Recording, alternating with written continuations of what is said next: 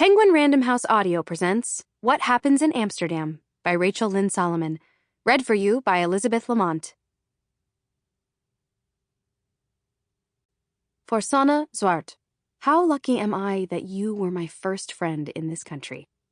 Hartelijk dank voor alles. How fresh my memory of that time in Amsterdam is. How ridiculous the whole undertaking. How utterly foolish. Vincent van Gogh in his letters to his brother, Theo. Chapter 1. Sometimes you can have the clearest memories of places you've never been. Distant cities are familiar as old friends, either because you've seen them on screen 1,000 times, or you've heard stories about life-changing vacations or years abroad. You can taste the sugar crystals dusted atop a pastry. You can see the lights of a famed monument shimmering bright with your eyes shut. You can hear the rush of water, but only if you're quiet enough to listen. The melody of a language you don't understand. That kind of yearning is so specific. A dreamy ache that could be simple wanderlust, or maybe something sharper. Something that sits between your ribs and convinces you that's where you'll finally be happy. Able to breathe. The best version of yourself. I fell in love with a place like that once. Built it up until there was no way the reality could compare to my imagination. As I sleepily passed the cab driver a fistful of euros, I wonder if that place ever really existed at all. I triple-check the address while my phone hunts for a signal. Somehow, it's 8 in the morning, a fact my body is protesting with every jet-lagged muscle. Anxiety kept me awake during the flight, worst-case scenarios piling up like Tetris blocks, and I only started nodding off when the pilot announced that we were beginning our descent. The low winter sun gives everything a haze of the surreal, a touch of the otherworldly. That must be why I don't notice the basement unit at first. Concrete stairs on the steepest incline stop at a black metal door graffitied with a phrase someone tried to scrub off, leaving behind half an underlined word and a giant question mark. There's no apartment number. No window. I glance back toward the street as though waiting for the patron saint of lost Americans to help me out, but there's no point. My cab driver is gone. Everyone I know is on another continent. For the first time, I am completely and utterly alone. Except for an orange cat perched on the railing, tail flicking back and forth.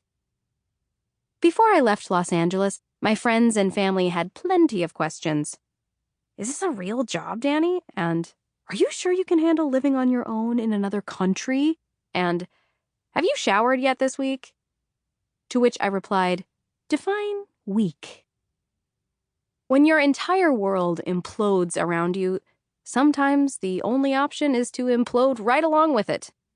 Especially if that implosion takes you nearly 5,000 miles away from home, or whatever that is in kilometers. I will my nerves to remain at a low simmer and run a hand through my chin-length bob.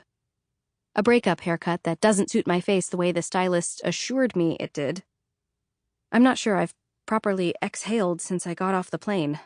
Not when I hauled my paperwork-stuffed carry-on through passport control or dragged my suitcases off the luggage belt. I do it now, letting my shoulders drop and my lungs relax.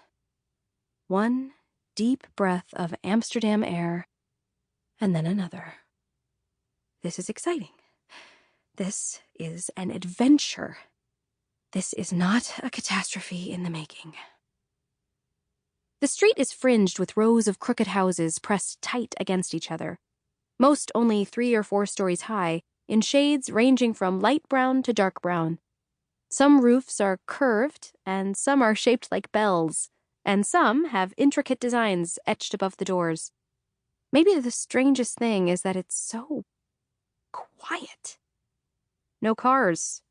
No traffic noises except the gentle plink of bicycle bells as commuters head to work. Not a helmet in sight. I'm so floored by this level of confidence that I don't notice a cyclist speeding toward me until he starts shouting in Dutch.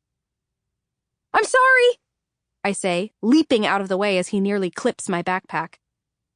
If I were halfway lucid, I'd have noticed that the street beneath my travel Crocs is painted red.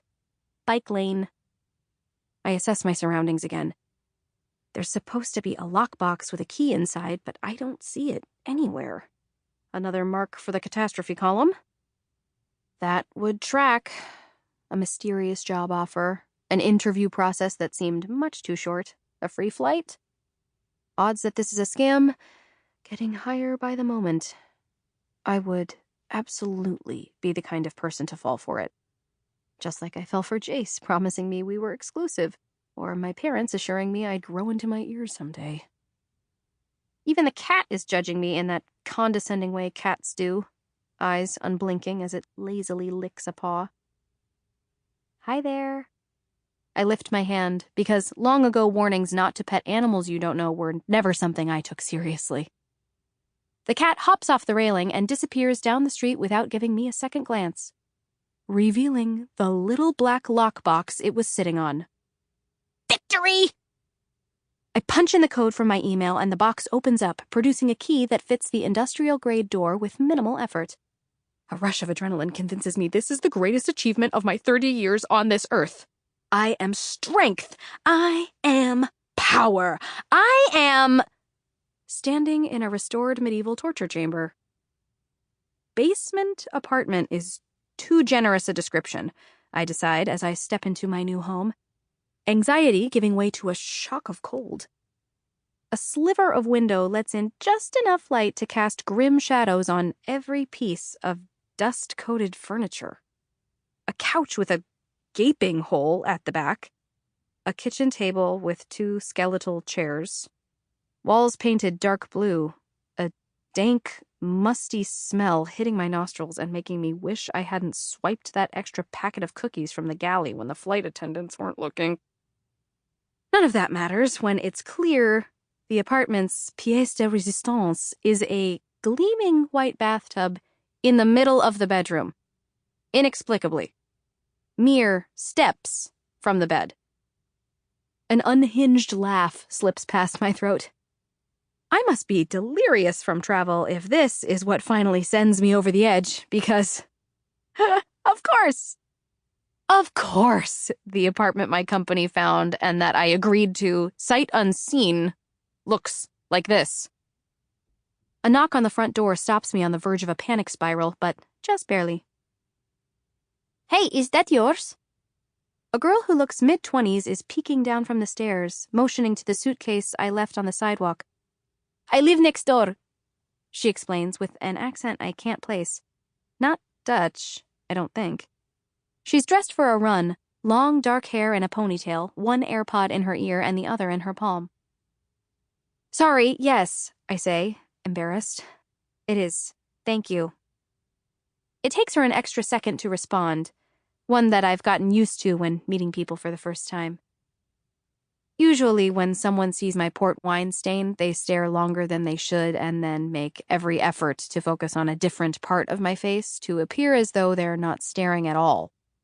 When I was a kid, I assumed people would be less obvious about it as I got older, but they've only gotten more awkward.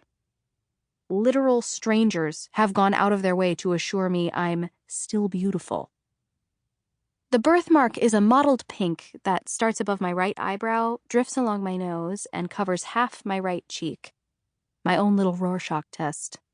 I hid it under makeup in high school and used to think I'd try to get it lasered one day, but I made my peace with it years ago. Mostly. Even if I still sometimes pose with the left side of my face forward in photos.